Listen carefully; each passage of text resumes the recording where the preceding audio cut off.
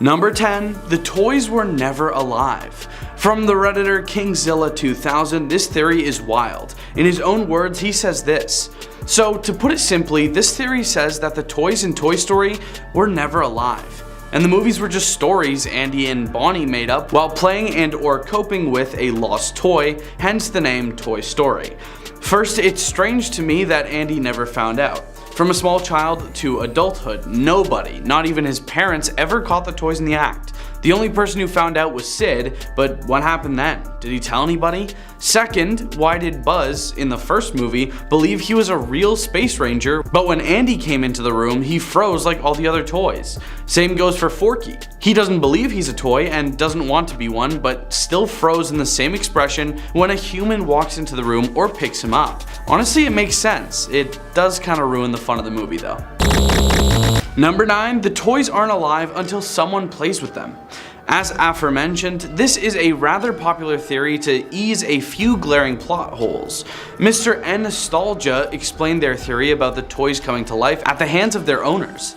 I think that the toys don't come awake, until they are physically handled by an owner. After that, they are aware but take on the persona of how they were made. The Redditor gave examples like Buzz is a Space Ranger doll, thus he believed he was a Space Ranger. Forky being made from scraps and trash, thus he thought he was trash. Toys don't realize they're toys until configuring with other toys. It does pose the question though, who was the first toy? How did they know they were a toy?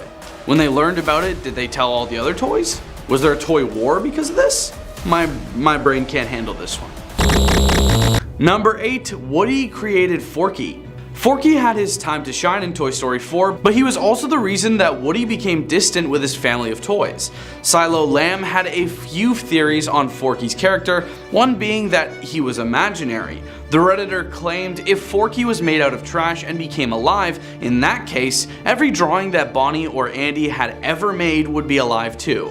And that's not the case. With that being said, they continued saying, Woody is the first one to touch the stuff that would become Forky, so Woody must have visualized how he must look. Woody was the one who, in his mind if you could, created Forky first, or at least the idea of Forky. And he is the one that wants the most for him to help Bonnie to feel good.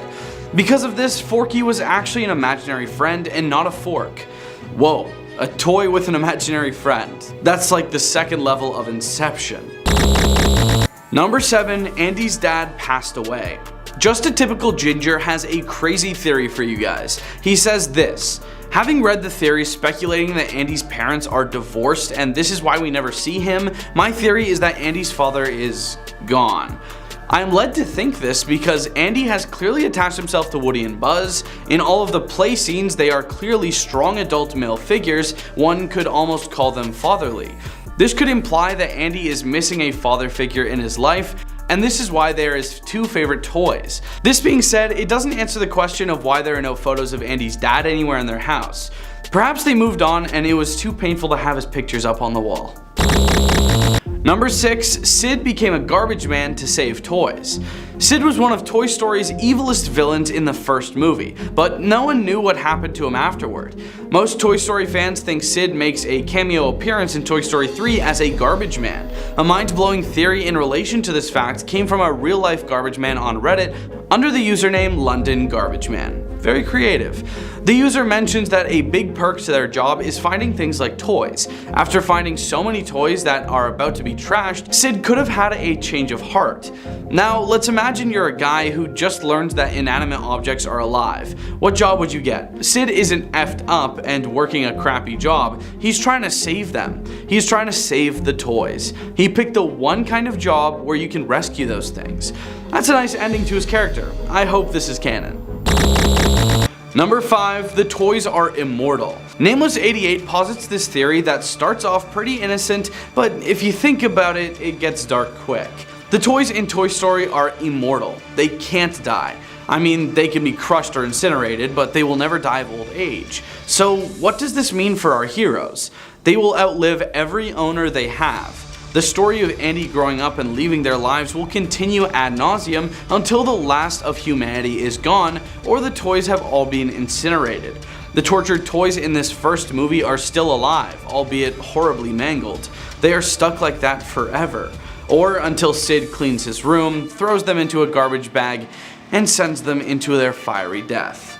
This also means that the only way they can die is kicking and screaming into something that will destroy their entire body. If pieces of them still exist, they're still aware, or alive?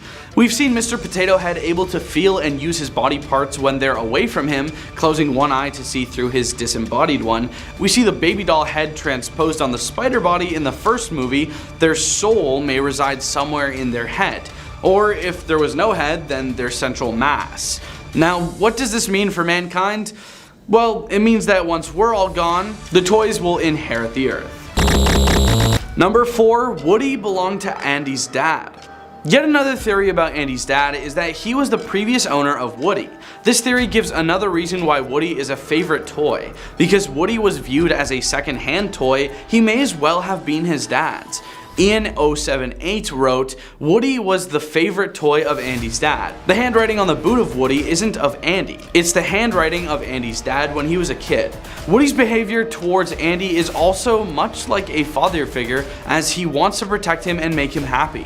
This could be because Woody knows that is what his previous owner would have wanted. This also adds an extra emotional element to the third movie, since Andy gives Woody away to Bonnie, which was the perfect Toy Story finale. Number 3, Jessie was owned by Andy's mom. In the second movie, Jessie the cowgirl comes into the picture. She had one of the saddest moments in Toy Story 2 when she told the story of her former owner named Emily neglecting her, which tainted her views on having an owner. Beryllium Extract theorized that Emily is Andy's mother. Evidence that supports this theory includes what viewers see of Emily and Andy. It really does look like a larger version of Jessie's, and it just so happens that we know that Emily had a hat just like it. So maybe the hat is a hand-me-down from Andy's mom, who had it back when she loved me, and Jessie doesn't recognize an aged-up Emily, the Redditor wrote. Number 2, Mr. Potato Head is actually multiple entities, like a hive mind. Mr. Potato Head's anatomy has sprung many questions as well as theories from fans. His body parts all keep moving despite their detachment, and it appears he can feel the parts as well, even when they are a long distance away. Reddit user Primetime22 theorized that Mr. Potato Head's various parts can each have a mind of their own with different personalities, and the mouth is their leader. My theory is that all of his parts move and think independently, but they all take the lead of the one barking orders, his mouth. And in a way, that's appropriate for Potato Head. He thinks with his mouth. They wrote. This is a fun theory for a beloved character. Number 1, Andy's dad was a cop. Another theory about the identity of Andy's dad is that he was a cop. This explains more about why Woody and Buzz would be his favorite toys. Because Andy played so much with them, Woody and Buzz had one of Disney's best friendships. Not only could they fill in a fatherly role for him, but they are figures that play a major role in law enforcement. Sumo Joe wrote, I've always thought that Andy's dad was a cop who was ended in the line of duty. Not only is he attached to 2 male toys, but both represent some form of law enforcement. That's dark. Number 10, Jack Jack. This theory is wild and kinda fun. Pixar has a history of throwing in Easter eggs from all around their films into their newest projects. One of the most famous is A113. A113 is an animator's inside joke. It refers to a classroom number at the California Institute of the Arts, where many of the Pixar folks got their start. The number has worked its way into nearly every Pixar movie, from the license plate on Andy's SUV in the Toy Story series, to a Roman numeral in Brave, to a movie marquee in Incredibles 2. Speaking of the Incredibles franchise, the first number on the list is referring to Jack Jack. In the Incredibles 2, another Pixar film, baby Jack Jack Parr has some cool superpowers and can teleport to other dimensions. During his teleportation, a fan theory goes, Jack Jack visited characters from Monsters Inc. At one point in Monsters Inc., a monster says, a kid flew over me and blasted a car with his laser vision. One of Jack Jack's powers is laser vision. This is kinda creepy because I feel like Jack Jack could legitimately pull a Homelander from The Boys and laser all of the monsters in half. Let's just hope he doesn't get into the monster world. Number 9, time moves slower in the monster universe. Redditor Adam Simon noted that time might be experienced differently in the Monsters Inc. universe. The theorist points to several different facts to back up his idea. Among them, Boo's voice is more mature sounding at the end of the film than in its beginning. Sully seems surprised to see Boo at the end of the movie, and we as the audience do not get to see what she looks like. And if monsters can slow time, it explains why they always elude parents. This could lead to many questions. How long do monsters stay in university if time moves slower for them? Could you imagine doing 8 years because time moves slower? I don't think I'd survive in that world. Number 8, toys are sentient. One theorist explained his reasoning for his theory about toys being sentient in the Monsters universe. It all apparently shows itself in the opening sequence, which introduces us to the basic mechanics of how monsters scare children.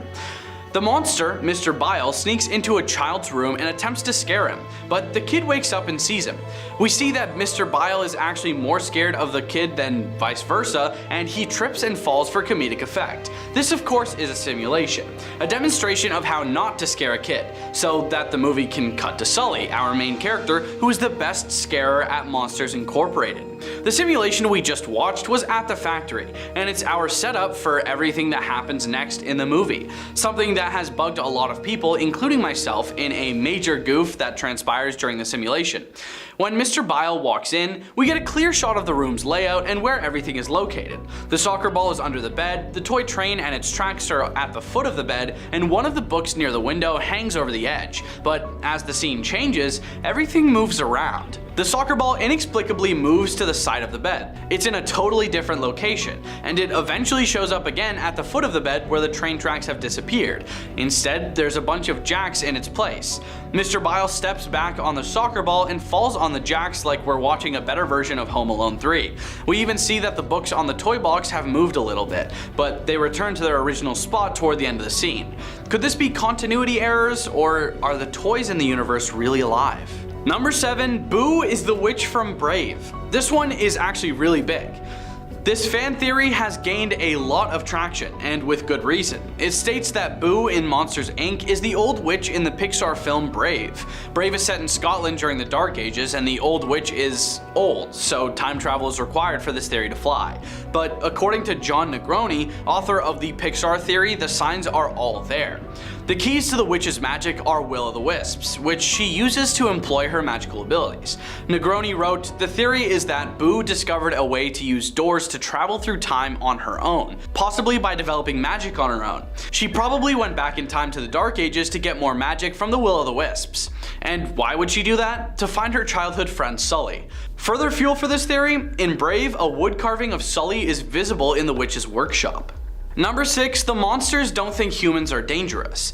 Just as some fans believe there is ample evidence of humans being perilous to monsters, other theories point to the exact opposite. It's only a ruse established by the Child Detection Agency to keep the children of the world from getting scared. Redditor CyberHusky58 noted that when Randall and Waternoose's plot is exposed, Agent Number 1, who is undercover as Roz from the CDA, enters the scene. Not only is she not at all concerned about the presence of a human, but she lets Sully spend time with Boo. So perhaps humans are not unsafe in the least, and the CDA is only trying to protect the human children from becoming frightened. And of course, denying kids their screams means the monsters would lose their power source, so win-win for the humans? But if they really aren't scared of the humans and that info could get out, the whole corporation could be shut down, leading to a major power outage in the Monsters universe. I kind of want to see a dystopian apocalypse movie with Sully and Mike as the main characters now. Imagine that. Number 5, the monsters travel back in time to scare the kids. So there are no more humans on Earth or something. Perhaps they traveled to space, and Earth was abandoned, or they all nuked themselves into oblivion. What do the monsters do now? Are they supposed to just revert back to the monster Stone Age and scare each other for power? Well, this theory says no siree. This theory, posited by John Negroni in his book The Pixar Theory, states that the monsters actually travel back in time to scare the kids. That way, no matter what the humans do to doom themselves or move themselves off of Earth, the monsters will always have their source of power. Number 4, Monstropolis is the afterlife for the forgotten imaginary friends mentioned in Inside Out. In Inside Out, we learn that everything forgotten gets dropped into the memory dump, then disappears forever. Bing Bong, Riley's imaginary friend, has his wagon thrown into the memory dump, but where does it end up? Redditor Ice Metal Punk theorized that the monsters in Monster Inc. are actually the imaginary friends that human kids forgot as they grew up. The creatures had to learn to live together and form a functioning society. That would make everything much darker. It would also give the monsters a motive other than power to scare the kids. Perhaps they want revenge for the kids abandoning them and forgetting all about them. It also would make sense why all of the monsters are odd looking. Some of them looked pretty friendly. Number 3, time moves faster in the monsters universe. There's a theory that time moves faster in the monsters world. Redditor Ali, Gali laid out the case. First, the monsters can scare hundreds of kids in a single time zone at the same time, which seems to imply that they can accomplish several hours worth of work in what feels like a short span to humans. Second, in the chase scene, Sully and Mike enter the human world and dart from closet to closet within just a few different houses. But Randall's place between doors and time passing outside the factory seems to suggest that these events are happening over a while. Also, banishment to the human world appears to be a significant fear for the monsters, perhaps because time moves so slowly for them in the human realm. Number 2, the monsters evolved from the animals that took over the world after WALL-E. This idea, part of John Negroni's theory of a unified Pixar universe, suggests that the monsters in Monsters Inc. were the natural production of evolution, developing from the animals that took over the planet after humans deserted it in the events that preceded the plot of WALL-E. Monsters Inc. then actually takes place in a super distant future, long after what transpires in WALL-E. This is somewhat plausible if you also agree with the theory that they travel back in time to scare the kids. Number 1, the monsters saw the plague.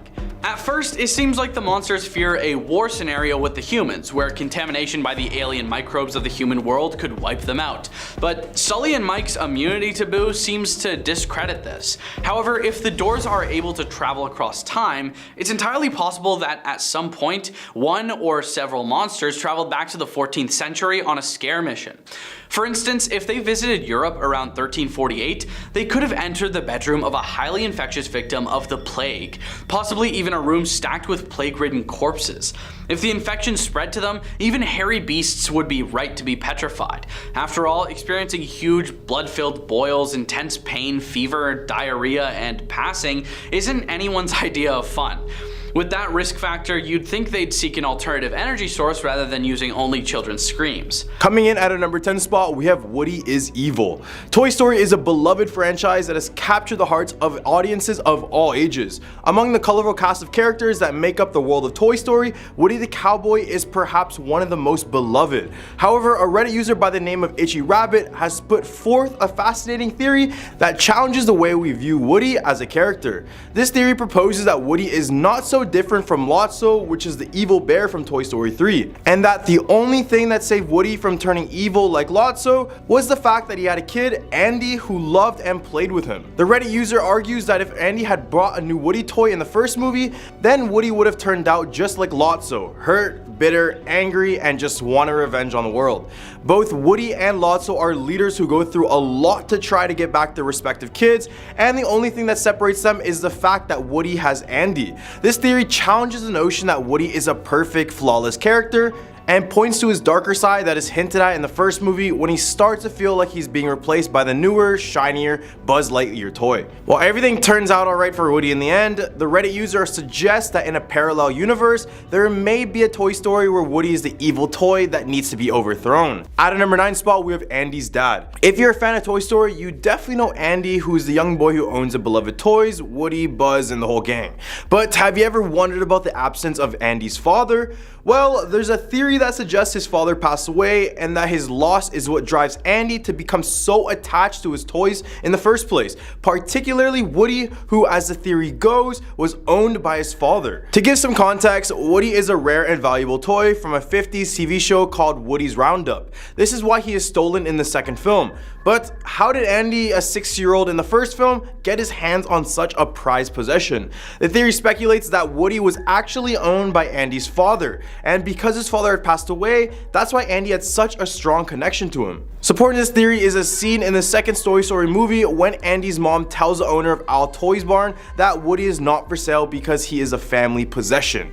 Additionally, we know that Andy's dad had polio as a kid, which can have long-term effects on baby boomers later in life. It's possible that complications from the disease could have been fatal for Andy's father, and all of Andy's father's belongings, aside from the new toys, were burnt because of polio, making Woody, Mr. Potato Head, and Slinky Dog the only possessions that survived. Interestingly, the name Andy on the bottom of Woody's foot is actually a reference to Andy's father, whose name was Andy Sr.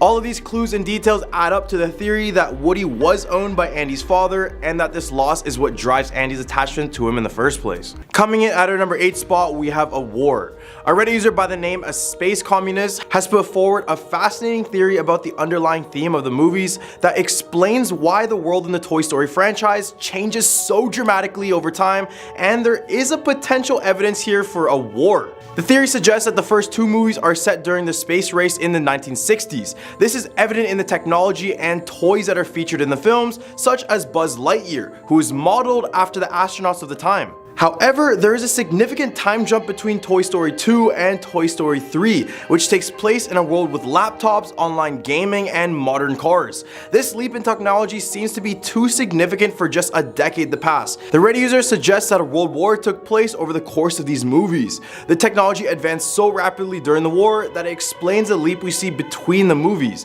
The proof of this theory can be seen in the maps that are featured in the movies as well. The maps seem to show the world map as very different from ours, with countries not being the same and borders being all over the place. And if you look closely, it definitely looks like a massive war took place, which would explain the significant changes in technology and the world we see in Toy Story 3. While this theory may seem far-fetched, it is not entirely impossible. After all, we are talking about a world in which toys can talk. Coming in at our number 7 spot, we have Sid's abused life. Another popular theory focuses on the character of Sid, who everyone knows is the villain in the first movie. Some fans believe that Sid wasn't a bad kid at all, but rather a product of a poor home life. One reason for this is that the dangerous rocket toy that Sid is seen playing with may have been ordered by his parents, who didn't care that he was too young to play with it. Additionally, there is a scene in the movie that shows Sid's father passed out in front of the TV with Coca-Cola cans all over the floor. Interestingly, some fans believe that Sid later became a garbage man, and that he did so in order to save all the forgotten toys from being incinerated at the city dump. This theory is supported by a scene in Toy Story 3 where a garbage man is seen wearing the same shirt that Sid wore as a child. You saw that photo? Fans speculate that Sid changed his ways after learning that toys could talk, and that he wanted to make amends for his past behavior by instead giving love to the toys that wouldn't otherwise receive it. Coming in at our number 6 spot, we have corpses. A Twitter user by the name of Stigib3 tweeted a theory that has sent shockwaves throughout the Toy Story fandom. According to the tweet, Stigib3's daughter suggested that if one of the toys died, Andy wouldn't know and would continue to play with its corpse. The tweet went viral and sparked a conversation about the dark implications of the theory. While there may have been theories about how the toys in Toy Story came to life, the idea that they have a limited lifespan only to be played with as a lifeless corpse is particularly disturbing. Fans of the franchise are now left to grapple with the possibility that their beloved characters could meet such a grim fate, and next time you watch this movie, you're probably gonna wonder if one of these people are actually a corpse. In the hump of our list, we have mutants. Have you ever watched the first Toy Story movie and wondered about those creepy mutant toys that Sid created? You might have found comfort in the fact that they were just made up for the movie, but what if we told you that they may actually exist in real life? In the 1990s, the Unknown Museum in Marin, California held an exhibition that featured a range of odd and unusual toys. The Toy Story animators saw this exhibition and were inspired by what they saw, leading them to create their own versions of the mutant toys for the movie. That means that the designs for those creepy toys were based on real life toys. So somewhere out there, tucked away in a dark and dusty box, those mutant toys may really exist, waiting to be discovered. It's a creepy thought, but it's also a testament to the creativity of these Toy Story animators, who were able to get inspiration from real life and turning it into a magical and unforgettable experience. Shout out to them. Number 4, Wheezy is evil. Watch Toy Story for a second time and keep an eye on Wheezy to see if there's any truth to this next theory. The theory goes that while we see Al from Al's Toy Barn as the main villain in Toy Story 2, it's actually Wheezy who's the mastermind behind everything. He's a toy who has been forgotten and left on a shelf, and he's bitter about it. While he sees Woody, who's still loved and played with, he decides to take matters into his own hands. Wheezy's plan is to get Woody out of the way so he can become Andy's favorite toy. toy. He knows that Woody is the leader of the toys and that if he can get rid of him, the other toys will be easy to manipulate. So he orchestrates a plan to get Woody sold at a yard sale, where he can be snatched up by a toy collector and then taken way far away. That theory is supported by some of Weasley's actions in the movie. For example, he is the one who tells Woody about the yard sale in the first place, and he seems almost too eager to get rid of him. He also doesn't seem too upset when Woody is taken away, which is strange for a toy who's supposed to be his friend. Of course, this theory is just speculation, and there's no concrete evidence to support it. It's possible that Weasley is just a lovable character who got a raw deal in life, but it does add a very interesting layer to the story. All the way down in the number 3 spot, we have similar faces. In 2017, The Mirror shared a story that pointed out a peculiar detail in the original Toy Story movie that some people may have missed. The children in the movie, including Andy and his friends, all have very similar faces. Have you noticed? Some viewers have even noticed that the children look almost identical to each other and to Andy's neighbor, Sid, who enjoys torturing toys. This has led to some interesting theories about what this could mean. Some people speculate that the similarity in the children's faces were simply a product of animation limitations at the time. While Pixar's animations have held up well over the years, they may have not been able to create as much variety in the humans' faces as they would have liked. However, others believe that there is something more significant going on. Some suggest that the humans in the movie are actually the toys and that what we perceive as the toys are really living people. This theory could explain why the toys are able to move and talk, but it also raises other questions as well, so really, I don't know what to believe anymore. Number 2, immortality. According to a theory circulating online, the reason why we keep getting Toy Story movies is that the toys can only die if they are crushed or burned. Otherwise, they continue to live out the same life cycle over and over again, forgetting their old owners and then starting anew with new children. It's a haunting idea, but it does make sense given the evidence presented in the films. For example, we know that Woody, Jessie, and Bullseye all originate from the 50s and could potentially be toys that were kept in mint condition, thus preserving their lifespan. And if you're a believer in the grand Pixar theory, you might be interested to know that Rex the dinosaur, who has been a beloved character in the Toy Story movies,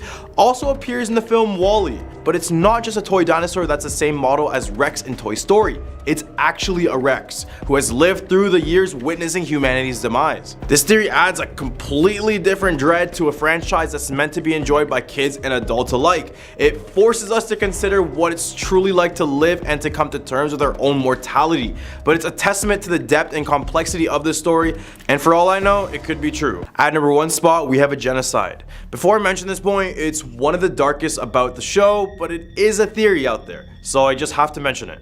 One of the darkest theories about Toy Story is a comparison made by John Hoffman of UGO between the toys and the Holocaust. Hoffman suggests that the toys being abandoned by Andy for college is similar to Jewish people being abandoned by countries as the Third Reich began to spread across Europe. Woody gathers the toys to form a plan, and they refuse to be abandoned and give up. Buzz Lightyear steps forward and suggests they hide in an attic, drawing parallels to many Jewish people who tried to hide from the Germans in the attics, like Anne Frank and her family. However, the darkest comparison is that being taken to Sunnyside Daycare is akin to a concentration camp, where they found themselves trapped among others in the same situation. While this comparison is truly disturbing and perhaps unnecessary, it exists online and continues to be talked about by those who are willing to delve into this dark theory. So if you want to know more, just search it up and read it yourself online before I get in too much trouble for telling too much. Coming in at our number 10 spot, we have a fake barracuda attack. A popular Pixar fan theory has been circulating suggesting that Nemo, the beloved little clownfish, may not actually have existed at all, with Nemo's father Marlin making up the entire story of Nemo as a way to cope with his tragic loss of his other children. Do you remember the beginning scene with the barracuda attack attacking all the clownfish eggs? Well, for those who aren't marine biologists, barracudas don't actually prey on clownfish at all. The reality is that clownfish are cannibals that eat their own eggs from time to time. Female clownfish are much bigger and stronger than male clownfish, so the theory proposes that Nemo's mom, or Marlin's wife, decided to take matters in her own hands and eat every single one of her offspring she produced, causing Marlin to be traumatized and create this story in his head about this single egg he quote-unquote saved. Fun fact, but not really, Nemo in Latin literally means no one, and if it has something to do with this theory, then it seems highly possible that Nemo never even existed at all. At our number 9 spot, we have Finding Nemo is about the 5 stages of grief. A Reddit user by the name of Darklighter5000 suggests that Finding Nemo is actually a metaphor for the father's, aka Marlin's, journey through the stages of grief. They say that Marlin imagines that one of his sons survives, when in reality, his whole family was destroyed, leaving no one behind. So to begin, the father is in denial because he is unwilling to let his son Nemo go to school because it's not safe. This represents the stage of denial in which a person refuses to accept the reality of a situation. He basically creates a mental image of Nemo alive in his head. As the movie progresses, the father moves through the stages of anger and bargaining when he eventually agrees to put up with a forgetful travel buddy in order to help him find his son, as we all know and love as Dory. These stages represent the father's attempts to cope with his grief and find a way to move forward. Eventually, the father reaches the stage of despair when he sees Nemo flush down the drain. Number 8, Blenny wants to eat Marlin and Dory. Have you ever noticed something strange about the little green fish from the end credits scene of Finding Nemo? While it may seem like he's just a minor character, a popular fan theory has surfaced suggesting that his shaking isn't due to fear, but rather withdrawal symptoms from his fish-eating addiction. In the end credits scene, we see the little green fish chowing down on an anglerfish, revealing that he is a fish eater. This raises questions about his appearance at the sharks meeting in the movie. So some believe that he attended the meeting to manage his addiction to fish. During the meeting, the little green fish makes several glances towards Marlin and Dory, and he even looks back at them as he quickly leaves.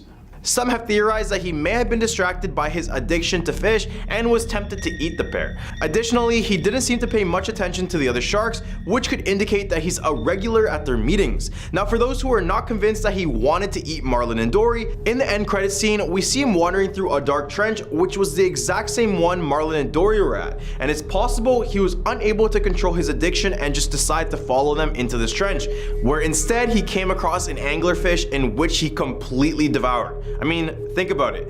If his shaking was due to fear, why would he go in the dark trench other than trying to devour Marlin and Dory in the first place? Think about that one. Number 7, Marlin's PTSD. Nemo's father, Marlin, is more of a complex character than meets the eye. While he is portrayed as an overprotective and loving father, there is a deeper reason for his behavior. Marlin suffers from PTSD and other anxiety disorders, specifically separation anxiety. This can be traced back to the traumatic event in which he lost his wife and soon-to-be children to a barracuda attack. The movie portrays Marlin as a father who is afraid to lose his only remaining family member, Nemo. This fear is evident in Marlin's reluctance to let Nemo go to school and his overbearing nature towards his son. When Nemo is captured by divers during a school field trip, Marlin's separation anxiety is compounded by feelings of fear, anxiety, and helplessness, causing him to frantically chase after the captors. Marlin's behavior is a clear example of the lasting effects of trauma and how it can manifest in anxiety disorders. However, the movie also shows how facing one's fear can lead to growth and healing. Marlin's journey to save his son forces him to confront his anxiety and PTSD, ultimately leading to a positive outcome for him and his family by the end of the movie. Number 6, the petting zoo. What if I told you that there are attractions in the Finding Nemo universe where other sea creatures can feed and watch mentally or physically impaired sea creatures swim around? Sounds unbelievable, right? Well, in the post-opening credits of Finding Nemo, Nemo mentions hoping that his dad won't freak out like at the petting zoo. Marlin defends his actions, stating that, quote, the snail was about to charge. But what is this petting zoo in Finding Nemo? According to the Pixar multiverse theory, most of the creatures in the ocean are sentient, with emotions, fears, and goals. Well, characters like Deb, who believes she has a sister when it's actually just her reflection, or the lanternfish that attacks Marlin and Dory without speaking English, suggests that not all sea creatures in the universe may have the same cognitive ability as Marlin or Bruce the shark. This raises the question of whether every single sea creature has a cognitive brain or a healthy one. The fact that the snail almost charged at Marlin implies that the snail was angry about something, potentially being held against his will to entertain other sea creatures. In the hump of our list, we have the school scene secretly displays the gruesome nature of ocean life. A Reddit user by the name of IE Party Track talks about the gruesome nature of ocean life during Finding Nemo. Theory begins in the opening scene where Marlin and his wife are discussing their excitement about becoming parents. We see that they have hundreds, if not thousands of eggs ready to hatch, which is a very common occurrence with many other fish in the ocean. But unfortunately, only a few of them survive to adulthood due to predators and other dangers in the ocean. Now, fast forward to the school scene, and you may notice that there's only one of each type of fish, for the most part with having some parents dropping them off. But the user then explained that this is the reality of ocean life, where you have thousands of offspring, but by the time they're old enough for quote-unquote school, there are already hundreds that have been picked off by predators and other dangers awaiting them in the ocean depths, only leading to a select few of their species being displayed at the school scene. Number 4, the truth behind the shark's vegetarianism. Another aspect of the film that has puzzled me is the existence of these vegetarian sharks. As we know, sharks are primarily carnivorous and do not subsist on a plant-based diet. This includes great whites, hammerheads, and even mako sharks. Therefore, the idea of vegetarian sharks in the movie seems a little far-fetched. However, a Reddit user by the name of Joester Studios put forth a theory about this. His theory is that the sharks in Finding Nemo become vegetarians after realizing that the fish are not the enemy, but rather humans are. Now, I know what you're thinking. How on earth did I arrive at this conclusion? For starters, there's that line from Chum about humans thinking that they own everything. This, coupled with the fact that the sharks live in a sunken submarine, could be seen as a form of rebellion against humanity. Number 3, P. Sherman's fish tank. Have you ever wondered what happened to the fish from P. Sherman's fish tank after Nemo and the gang made their daring escape back to the ocean? Well, it's a question that has puzzled many fans of the popular animated movie. The Tank Gang, as they were known, were a colorful group of fish that helped Nemo in his quest to find his way back home. But the last time we see them, they are floating in baggies at the end of the movie. This raises a question. Did they survive? Some people believe that the Tank Gang could have survived if they were released into a proper aquarium. However, it is important to note that fish could be acclimated to the water temperature slowly before being released into a tank. Usually, fish are being kept in a bag placed on top of the aquarium water for 15 minutes to allow them to acclimate to the new environment. But what about the fact that the Tank Gang was still in their plastic bags during the post-credit scenes of Finding Dory? According to Google, fish can survive in a plastic bag for 7 days. However, the bags would not provide enough space for the fish to move around and would quickly become filled with waste, depleting the oxygen supply. It's possible that the Tank Gang died from suffocation or starvation during their journey from the dentist's office to California. Number 2, Marlin's wife left. According to a Reddit user named Black Hat Samurai 1, the beloved Disney Pixar film actually begins much differently than we have been led to believe. It turns out that the Barracuda attack, which we thought claimed the lives of Nemo's mother and siblings, may not have been as deadly as we thought. In fact, everyone may have survived the attack except for Marlin's wife. His wife had an epiphany that they had been living in a dangerous neighborhood all along and that Marlin was a terrible father. She decided to pack up all of her belongings and the kids and leave Marlin without even saying goodbye. However, she left Nemo behind, who had a disability that she felt she couldn't handle. At a number 1 spot, we have Dory Memory Loss Origins. Dory, the lovable and forgetful character from the Finding Nemo series, has captured the hearts of audiences around the world. However, one question that has been lingering in the minds of fans is what exactly caused her short-term memory loss. While it's clear that this condition may have not been present at birth, the origins of her memory loss is shrouded in mystery. One intriguing theory suggests that Dory's memory loss may have been caused by physical abuse inflicted on her by her parents. Number 10, the fairy godmother cursed Fiona. From Redditor Puff Pastry 2001, in Shrek 2, it's clear that the fairy godmother has been planning to get her son into power for a long time. She's not above using manipulation, potions, and force to get what she wants. It's known that she found the cure for Fiona's curse, and some theorize that she created the cure herself to further her own plans. But would it be out of character for her to curse someone? By cursing Fiona to begin with, she ensures that her parents will become dependent on her for a cure. Then, she can use this to her advantage by manipulating the cure. If she can remove curses, she can likely cause them as well. Number 9, Shrek's parents abandoned him. In the Shrek musical, we learn that Shrek was forced to leave home at 7 years old due to ogre tradition. Other than this, when Shrek mentions that his father tried to eat him in the 3rd movie, we don't hear about Shrek's parents. In the 4th movie, we do see Shrek being referred to as small by the other ogres, and they show him an ability that surprised him, their ears being able to be used as horns. It's weird that he wouldn't have been taught this ability even before he left. Additionally, the end of the movie shows Shrek finding other ogres in the original timeline and socializing with them normally, despite the 100-year-old tradition of isolation at a young age. From my point of view, Shrek's parents were embarrassed by him not being a large real ogre, so they lied to him in order to get rid of him. The isolation tradition doesn't actually exist. That's an interesting one. Might have to consider that. Number 8. The fairy tale creatures burnt down Duloc. From Redditor Pre-Medit, Duloc was the capital city of Lord Farquaad in Shrek. It's prosperous, clean, has a large population, and must have a decent economy for such a big city to stay afloat. A few years later in a Shrek miniseries, we see that Duloc has been destroyed and depopulated, but it's never revealed how. I believe that after the events of the first Shrek movie, the fairy tale creatures took their revenge against the city, pillaging and burning it to the ground. Cities wouldn't get abandoned that quickly otherwise. Farquaad passing away would mean the city would just have someone else take his place. It's likely that his passing could have caused economic issues, but it would take more than a few years for a large capital city to be entirely empty. Historically, the only times a city has been suddenly depopulated is due to either natural disasters or razing by an invading army. There is evidence of violence. The miniseries only takes place a few years after the first movie, but Duloc shows broken glass, broken furniture, burn marks on trees and houses, and abandoned carriages discarded in the streets. Clearly, a great battle had been fought there. There's a clear motive. The first film shows Farquaad torturing magical creatures and exacting all sorts of atrocities. If you put yourself in the shoes of these magical creatures, your own friends and neighbors turned you in to the secret police for a reward. Everything you owned was seized by the state. You were forcibly relocated and could have passed away from exposure.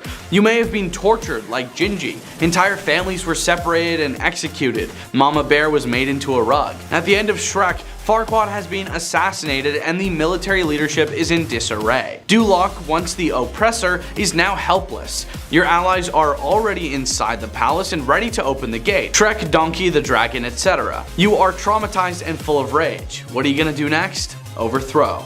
Number 7. Puss tried to assassinate Fiona. From Redditor 9-Fingered Bandit 96, in Shrek 4, Shrek sees Rumpelstiltskin and makes a deal with him to have a day to himself, where he has no family and no responsibilities. Of course, Rumpelstiltskin takes the day he was born, so when the day ends, he'll no longer exist. Along the way, he meets Donkey, Fiona, other ogres, and finally Puss in Boots. We learn that ogres are being hunted down, and in this reality, Fiona is the leader of the ogres and Puss is her pet. Nobody except Puss knows that she isn't a true ogress. Puss in the real world is a good assassin, hired by many. We see in Shrek 2 that he's known to deal with ogres and goes after Shrek. But Shrek spares his life and Puss becomes his faithful companion. In the alternate reality, Puss is extremely obese and gives up his life as an assassin. Why though? I think Puss was hired to assassinate Fiona in the alternate reality and Fiona spared his life. Perhaps after he learned about her secret. Then Puss decided to hang up the sword and become Fiona's pet. Number 6. Dragon used to be a princess. From Redditor Sweet Sour Sop, in Shrek's book we see an image of a blonde princess, but Fiona is a redhead. Then a picture of a gold cup and a dragon are shown, and Shrek mentions an enchantment, but doesn't say anything about a dragon, so why put the image there? Next, a picture of a blonde girl is shown floating between a sun and a moon. Her skin color doesn't change like Fiona's transformation would cause. She just looks asleep. Next, the dragon from before is seen surrounding a dark castle. Shrek reads about how the princess was locked away and guarded by a dragon, with the words locked away and dragon highlighted in red. Next, the book depicts the castle being besieged by knights, and Shrek mentions that many tried to free her but none prevailed. Next, the princess is shown asleep and Shrek says she waited in the keep of the highest room of the highest tower, but below the picture a sleeping dragon is shown too. The last page shows her true love as a brunette knight holding 3 flowers with a pink ribbon. Then Shrek rips the page. A few more considerations: the Shrek 2 book is different and clearly represents Fiona's story, but no dragon is mentioned. Dragon can read, as a huge cookbook is shown in her castle. I think that Dragon was a princess and was cursed with transforming into a dragon during the day, like Fiona's opposite. But since her transformation was more dangerous, nobody could rescue her, and perhaps the curse became permanent and her true form. Number 5. The fairy godmother knew more than we thought. From Redditor Comely Chateauillant, Fiona is confused when she turns back into an ogre after her first kiss with Shrek, her true love, because she was told that the kiss would break her curse and bind away her ogre side forever. In the second movie, we see that the fairy godmother has a deal with Harold to get her son on the throne. Despite this, Fiona's parents are shocked when she comes back as an ogre with someone else who isn't Prince Charming, leading me to believe that they weren't aware of the stipulation. All of this makes me think that the fairy godmother purposefully made the cure for the curse non-fictional without her son involved, whether or not the other rescuer was human or not, both as a backup plan and a secret screw you. Number 4, fairy godmother turned donkey from a human into a donkey. From Redditor Obversa, there's a popular theory that goes something like this. Donkey was originally a human who went to Pleasure Island, got turned into a donkey, and then escaped. Even in Disney's Pinocchio, we never see how the boys who are invited to the island are transformed into donkeys. It's implied that it's a result of them giving in to sin and vice, but there doesn't seem to be a specific catalyst. That is, until I notice that Pinocchio and Lampwick don't transform until they start to drink the beer provided on Pleasure Island. This reminds me of the fairy godmother's potions in Shrek 2. The more I thought about it, it seems extremely likely that the fairy godmother was responsible for providing said potion, as we see her exploiting others to gain power and profit. Thus, fairy godmother, through her manufacturing of potions and magical mafia connections, must be responsible for Donkey, who was previously human, turning into a talking donkey. Furthermore, she's likely behind the whole Pleasure Island scheme, using her connections with Far Far Away's seedy underbelly of crime and villains, including the witches, to gain power. Number 3, Shrek's storybook was about Fiona's parents. From Redditor South Marionberry, Shrek's storybook is supposed to foreshadow Shrek rescuing Fiona, but what if it was actually about Fiona's parents? The princess in the story has blonde hair, not red like Fiona. Also, she marries the knight in the end, and Fiona doesn't. Shrek is not a knight. We know it can't be Cinderella, as she's a bachelorette in Shrek, and it doesn't fit her story. We know it can't be Rapunzel, as it is close to her story, but isn't the same, and she's not cursed, she's kidnapped. However, it could be Lillian. We don't know much about her backstory aside from the fact that she and Harold had their first kiss by a lily pond, and that in Shrek 4, she convinced Harold to sign away her kingdom in exchange for Fiona's freedom before they got the news Fiona had been rescued. In terms of the curse, fairy tales have all sorts of curses that need to be broken, and Harold likely asked to become human to rescue Lillian from hers. Also, this could explain why Lillian is openly hostile to the fairy godmother, and Harold is much more compliant, but still fearful. But why would Lillian mistrust the fairy godmother if she supposedly had no knowledge of her involvement in Fiona's curse? It could be that the fairy godmother had been the one to curse Lillian before. Also, Harold and Lillian have very different ideas of how and where Fiona should live. He is vehemently of the idea that Fiona should live in the tallest tower of the highest castle because her true love would be able to rescue her like he did with Lillian. However, Lillian was against the idea because she was aware of the loneliness Fiona would face. Number 2, Puss ended all the ogres in Far Far Away. From Redditor 9-Fingered Bandit 96 again, in Shrek 2, King Harold visits a car to seek an assassin to assassinate Shrek. The ugly stepsister says there's only one guy for a job like that. This happens to be Puss in Boots. In the Shrek franchise's original timeline, ogres aren't liked and aren't seen, excluding Shrek and Fiona, who isn't a real ogress. My theory is that Puss assassinated all of the ogres around the area of Far Far Away and in the original timeline, and that's why there aren't any around anymore, but Puss still has a big reputation. Number 1, Shrek doesn't like being violent. Shrek is an outcast from the ogre community because he didn't enjoy the typical brutal lifestyle that the others lived. After he refused to participate in violent attacks against humans and other creatures, he was exiled. Shrek attempted to befriend several humans, but they all were afraid of him. This caused him to become bitter and soon began to like causing chaos, but not causing physical harm. Then he eventually settled into his swamp far away from the other ogres and the humans alike. Let's kick off our list with our number 10 spot, Dolly's Dip. Situated on Disney's famous Matterhorn bobsled ride, a tragic event occurred. A woman by the name of Regina Young, otherwise known as Dolly, tragically passed away after falling from her bobsled and getting struck. The reason for her falling was due to a faulty seatbelt along with improper safety procedures. Following the death of Regina Young, workers at Disney reported that every time they had to do a routine nightly checkup of the track, they would always feel like they're being watched. and would feel that presence more so when they hit the part of the ride in which a fatal accident took place, which was a sharp decline. Workers also reported hearing the cries of a woman in that area and voices warning them of the potential danger in that certain section. They report hearing the words, "Don't go there." Other workers have even decided to quit altogether so they can say they dolly dipped out of there. Coming in at number 9, we have the human bones in the Pirates of the Caribbean ride.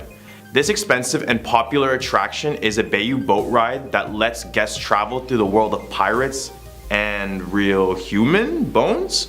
Yes, I said real bones.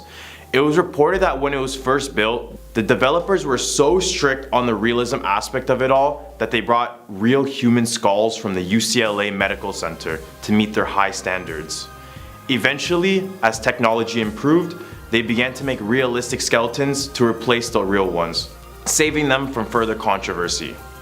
Today, Disneyland states that there are no longer human remains on the ride, but others are convinced, saying that some remains still exist, including the skull on the headboard of the ride.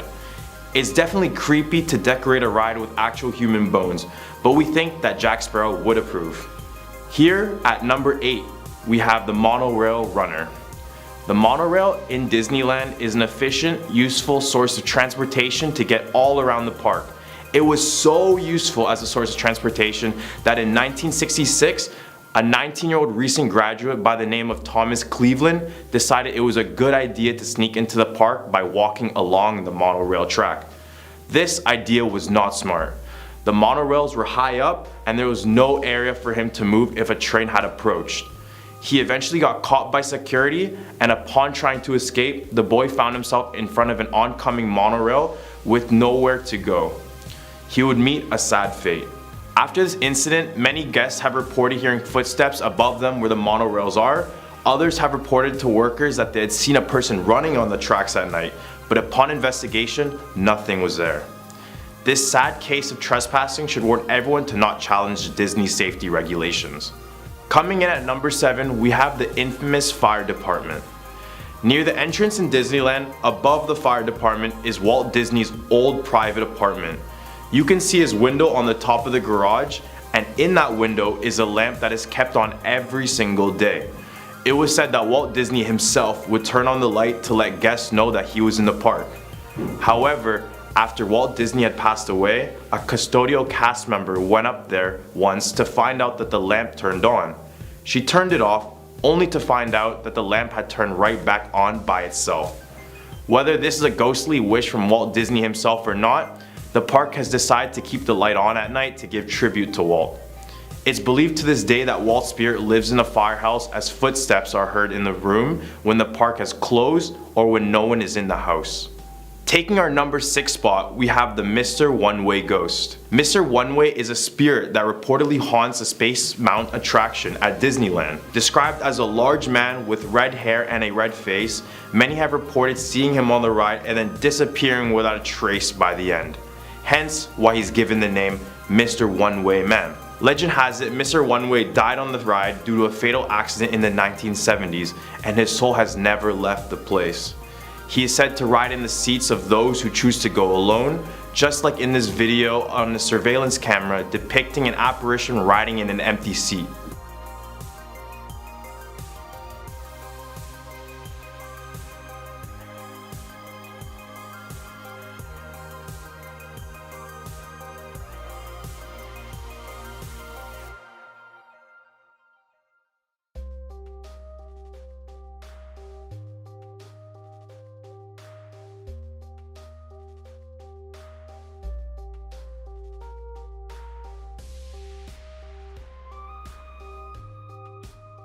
So, if you're going alone to Disney, either find a friend or go in even numbers, and maybe this ghost won't introduce itself.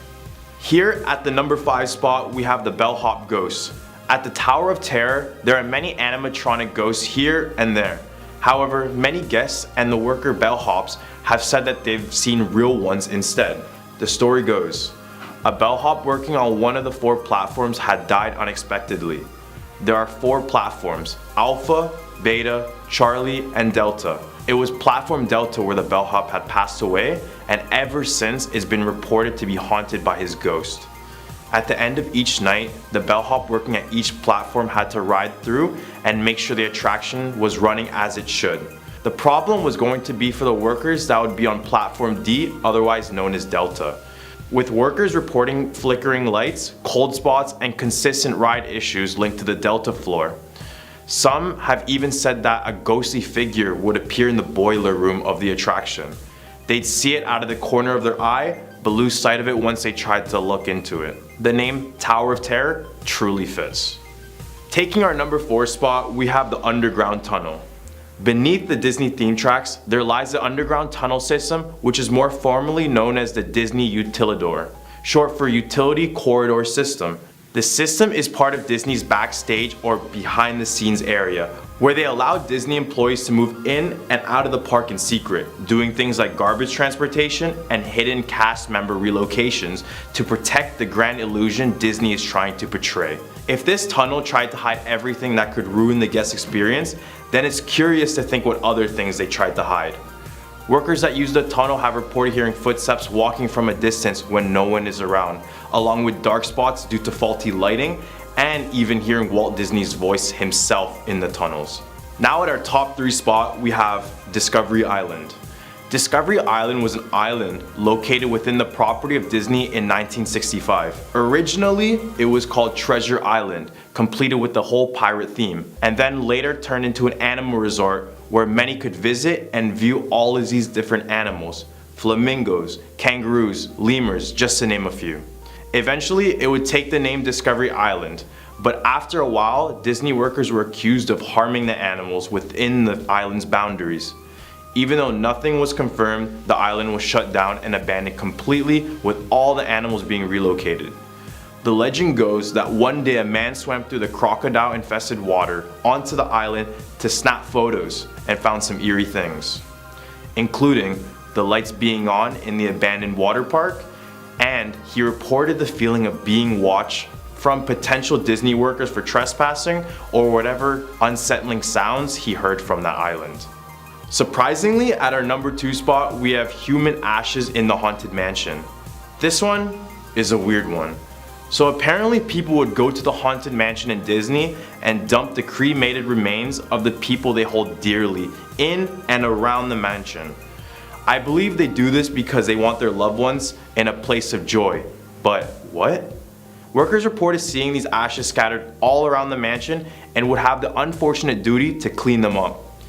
Despite it being extremely creepy, illegal, and downright dangerous for people to do this, the haunted house attraction is said to be actually haunted now, due to the ashes of many people being all over the premise. The irony of the haunted house being actually haunted is very real. And now taking our number 1 spot at our top 10 scary Disney urban legends, we have Debbie Stone. At Disneyland, at a very famous ride called the Carousel of Progress, it was redesigned to become a new attraction named America Sings. And in 1974, an automated musical extravaganza that paid tribute to the musical history of America debuted, where audience members would get to see 6 different stages rotating to allow everyone to experience it in a sequence. There was one key issue in the system, however. As the ride rotated clockwise, all of the walls of the ride would press against one another. Unfortunately, a young woman by the name of Debbie Stone was set to perform, and as the stage rotated, she got crushed between the walls, passing away instantly. Before we start, please no smoking or eating, and especially no flash photography here in our theater.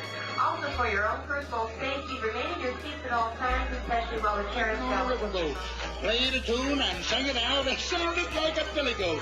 Yankee Doodle liked the South, sang their song so dear. Thought they were most elegant for everyone to hear.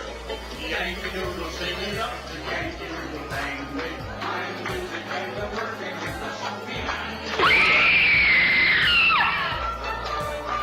There have been Disney cast members claiming that they've seen a spirit and can hear a voice warning, "Be careful," at the unfortunate sight. Whether these rumors are believed or not, one thing is for sure: Debbie is guiding and helping others even through her death. We hope our list didn't prevent you from visiting the park, as it is truly a place of joy and entertainment. Just try not to think about the many spirits you encounter on these rides.